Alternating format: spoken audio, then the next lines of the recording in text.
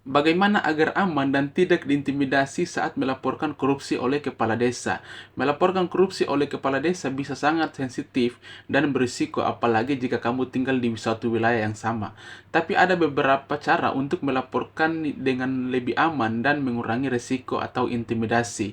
Yang pertama, gunakan jalur resmi dan aman. Laporkan ke lembaga resmi anti korupsi seperti Komisi Pemberantas Korupsi. Kemudian ada link yang kemudian teman-teman masuk di sana. Dan poin yang kedua, bisa secara online dan anonim kepada inspektorat daerah atau pemda setempat. Mereka punya wewenang untuk mengaudit dan menindak kepala desa. Dan poin yang kelima, lapor kepada ombudsman keterwakilan di masing-masing daerah. Dan yang kedua, lapor secara anonim. Jangan gunakan identitas asli kalau merasa terancam. Buat akun email baru khusus untuk pelaporan dan gunakan layanan seperti browser atau VPN saat melapor secara online. Dan yang ketiga, kumpulkan bukti yang kuat sebelum melapor. Dan poinnya tentu kumpulkan dokumen, rekaman, foto, atau saksi yang bisa mendukung laporanmu.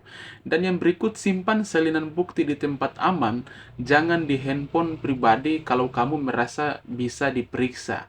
Dan yang keempat, jangan sendirian, kalau bisa cari dukungan dari warga lain yang juga tahu atau jadi korban. Bahkan bisa melibatkan LSM anti korupsi seperti ICW, bahkan LSM lokal yang aktif dalam transparansi pemerintah. Yang kelima, hindari bicara terlalu terbuka di media sosial. Jangan membocorkan laporan atau tuduhan di media sosial kalau belum ada tindakan hukum. Karena tentu ini bisa jadi bumerang atau memancing konflik. Yang keenam, minta perlindungan. Jika kamu sudah melapor dan mulai merasa terancam, minta perlindungan saksi ke LPSK, Lembaga Perlindungan Saksi dan Korban, dan tentu ada situs di sana.